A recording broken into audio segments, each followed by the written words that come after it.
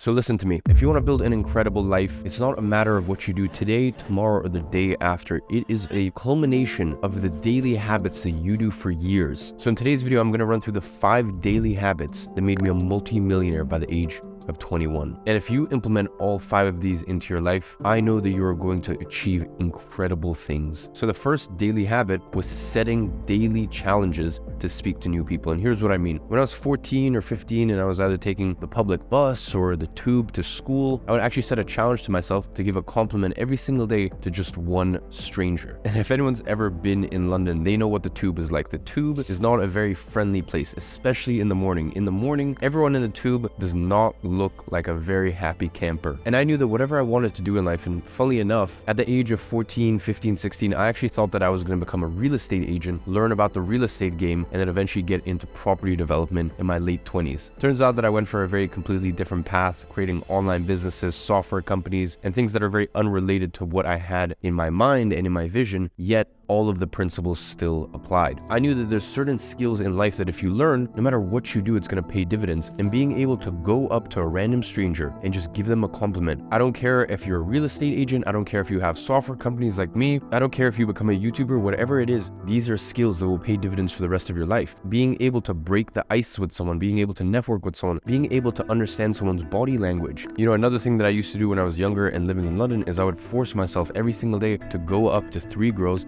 and just say hello. No pressure on what it is that I said or getting their number or anything like that, but just say hi and introduce yourself. And you know what? Maybe they're busy. A rejection and failure helped me to then go on and start my first business, which was actually an advertising agency. I had that business for 6 years, and it's what made me my first few $1 million that I was then able to then go on and multiply, build my wealth with, and also build my other companies with. So whatever social challenge you set for yourself tomorrow, just set something. I mean, what is the worst that could happen if you go up and you just compliment someone? I mean, imagine the blasphemy. How dare you go up and just give someone a compliment? You know, you should really be scared. I mean, what if after you give them a compliment, they punch you or something like that? Obviously, you guys know that I'm joking here, but that's the way that a lot of people's minds work. People are scared. People walk around life on eggshells, scared to interact with the people they want to interact with, scared to network with the people they want to network. And listen, we all understand that you miss 100% of the shots that you don't take. So if you can develop the skill from a young age to just engage. I mean, if you're someone who's naturally introverted, and here's the funny thing, most people don't know this, but I am naturally introverted. I get my energy from being alone. I just happen to be very gregarious, and when the time is necessary and the time is needed, I can be out there, I can speak, I can converse with people, but that didn't come naturally to me. I was the shyest kid you have ever met in your entire life. It was only once I started practicing these skills when I was 14, 15, 16, did I come out of my shell, did I learn how to break the ice and build rapport with whoever it is. So if you're someone who's shy, the next time that you go into an Uber, don't put your earpods in, don't put your headphones in, speak to the Uber driver and do that for a year, for 2 years, up until you get to a point that you are very confident that you can engage with anyone. And by the way, I'm not saying here that if you're introverted, you need to become an extrovert because that's the only way you can succeed in life. I mean, even to this day, a lot of times I'm in large groups of people and I have my time where I'm gregarious and the entire table is looking at me because I'm saying something that I feel is important. But most of the time, I'm quiet. Most of the time, I'm one of the quietest people at the table because I'm just naturally introverted. And in big groups, I don't feel the need to always be the center of attention. So don't think that I'm telling you that you need to be extroverted to be successful. I'm just saying build up that muscle, and it truly is a muscle of being able to interact with other people because no matter what you do in life, it's going to be necessary. Now, the next daily habit that made me a multimillionaire by 21 was constantly choosing the right vehicle for where I was in life based on my skill set and also my appetite. And here's really what I mean by this. I'd say probably the reason that I am where I am today is because I didn't skip the process. I didn't go from here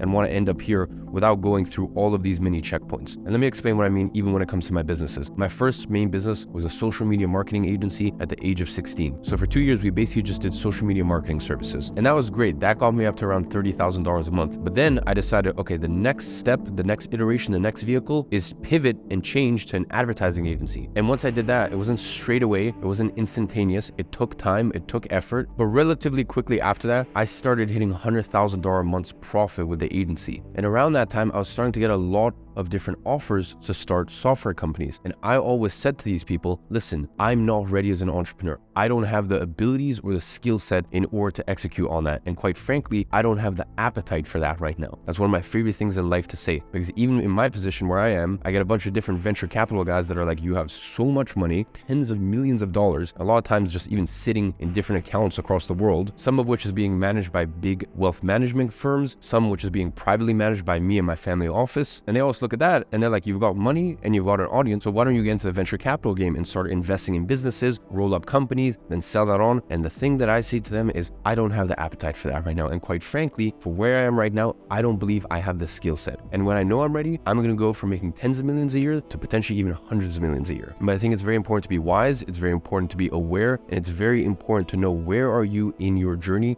and pick the right vehicle for that. Now, if you want to find the right vehicle for you this year, what is the best place to get started with an online business? It's probably the question I get asked more than anything else. Well, then I want you to click the YouTube video that I'm going to leave in the description. It's my most popular YouTube video to date, and I basically create a money-making matrix that compares the most popular 8 to 9 business models. And basically from there, I'm going to show you the pros, the cons, so that way you can get a clear understanding of what might work best for you. So I'll go ahead and leave that YouTube video as the first line in the description, and hopefully that helps you understand why even to this day, I recommend certain business models that I no longer do because I'm in a different stage of life. I'm no longer at the stage of life where I'm looking at the $100,000 a year or the $300,000 a year or even the few $1 million a year opportunities. Unless the opportunity is 10 or multiple tens of millions a year, or it's an opportunity to eventually cash out my equity for hundreds of millions, well then that's just not where my head's at my current stage. But the thing that I'm so grateful for was that I have always been very wise. I've always understood when is it time to press and when is it time to not? Because a lot of it has to do with how much ammunition do you have right now. As it currently stands, I am more powerful than I have ever been. I have more resources than I've ever had. Between all the companies having 150 employees, I have someone for everything. I have people in my corner for every single problem that the businesses may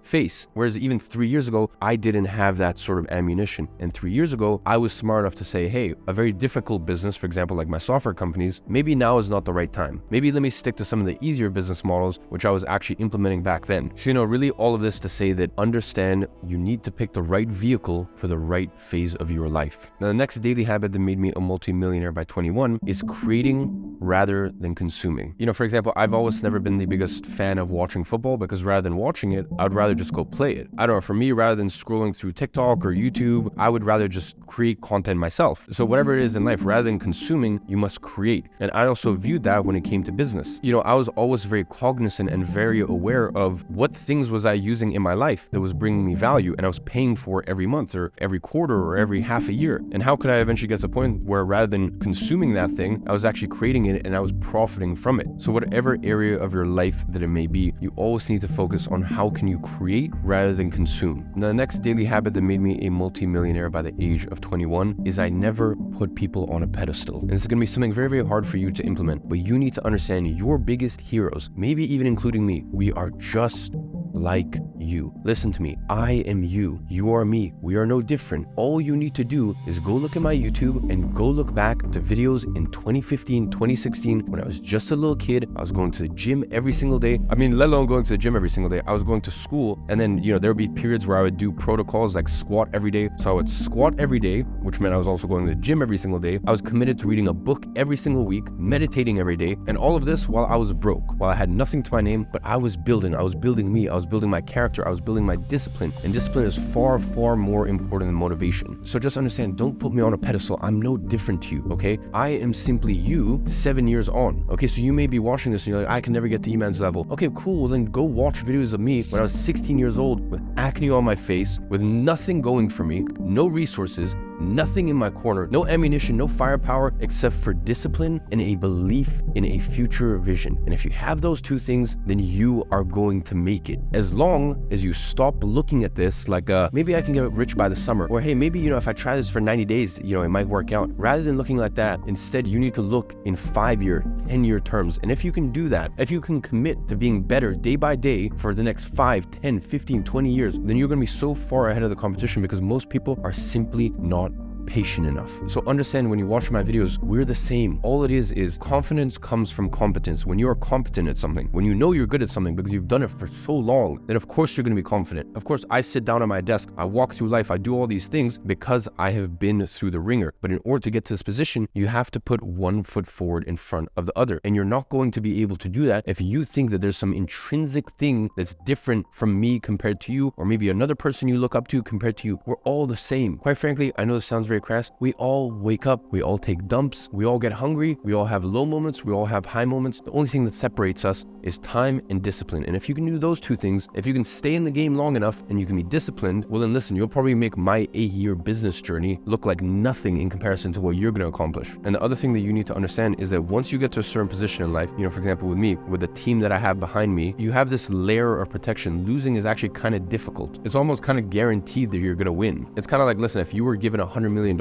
and you weren't an idiot, all you have to do is just not lose it. If you're given $500 million, all you got to do is just invest it in the lowest risk possible stuff and you are going to succeed. You're going to be fine. And that's kind of what life gets like to a certain point. Once you get to a certain point, you have so many connections, you have the right people in your corner, and that provides a safety net and a safety layer for you. So the reason I say all this stuff is because the only difference between you and I is I've been in the game longer. And once you're in the game longer, now at this stage, because I know there's a lot of people that look at what I do with YouTube and like, how are you killing the YouTube game? How are you outgrowing absolutely everyone? They look at what I've done with my software companies, my e-learning company, and they're like, how are you doing all this? It's because I stuck in the game long enough, I was disciplined, and then eventually I built an army behind me that all believe in a vision. And once you do that, it's really game over. No one can compete. And that's my secret sauce. That's my secret formula. You can now please take me off the pedestal because I should not be there. I'm human just like you. I've made mistakes. I will continue to make mistakes, but that is part of the human nature, and that is also part of one's relationship with the creator, whatever you believe in, whoever that is to you. Whether you're religious or not, that is still part of the relationship between you and whatever higher power you believe in, or hopefully at least you believe in some higher power. But anyways, that's a conversation for another day. Now, last daily habit that made me a multimillionaire by the age of 21 is thinking in second order consequences. Now, when I was younger, I played a lot of chess. As I said, I was very introverted. So I would play a lot of chess, and I was actually in school, I was part of my chess club. Now, when you're playing chess, you're always thinking of 6th or 7th order consequences. You're thinking about, if I do this, then what will happen? You're constantly thinking about the ripple effect of your next move, not in 1 move or 2 moves, but 5 moves ahead. And I carried that through for the rest of my life because I always thought in second order consequences. Most people think, let's say you buy a TV. Should I buy the TV for $2,000? But they're not thinking about the second order consequence, which is when you sink that much money into a TV, then you are going to feel obliged to use it. And the second order consequence is now you have to actually use the TV. Now you actually have to spend time watching Netflix to make sure you feel like you got your money's worth. And there's many things in your life where you need to consider second order consequences. TikTok, for example, when you download TikTok, like, it's fine, it's just an app. Okay, well, what's the second order consequences? Let's say you get on TikTok and now you can't do all of the other things that you want to in life. I'll give you another perfect example. So let's say you're too needy with a girl and she rejects you. That's hurtful and that's needy. The reason why it's not good to be needy with a girl is not just because that one girl may reject you. It's because you no longer respect yourself. You no longer look at yourself in the mirror and go, hey, I am a man. And by the way, I think for my 8% female viewers, you can still apply this to yourself. But you don't look at yourself in the mirror and go, listen, I am a man who's on a mission, who's on a purpose, who has drive, and no one's going to stop me. No one is more important than the vision for the version of myself that will eventually raise beautiful kids with a beautiful queen, and no one's going to knock me off that path. So it's not just about that one girl who shut you down or who rejected you. It's about the fact that you embodying those characteristics and embodying those traits of being the sort of person who quadruple texts, and if a girl doesn't text you back within an hour, you're following up and you're on her case. It's not just that one girl. Now the second order consequences, you feel shame. You feel as though there's something fundamentally wrong with you. And it's very hard then to, as a man, go out and crush your goals, your dreams, instead implement and execute on your vision. Everywhere you look in life, you need to understand second order consequences. I say this all the time. To make my first $1 million, I basically didn't drink for 3 years. Because sure, first order consequences is you may have a hangover the next day, but the second order consequence is then you are making decisions in your life in a hindered state. And the third and fourth order consequence of making decisions in an unhinged state can be even more catastrophic. So please just understand this concept of second order consequences and implement that every single day into your life. Now, ladies and gentlemen, I hope you take heed of these lessons. I hope you implement these lessons. And just remember, as always, I'm watching from afar and I'm rooting for you.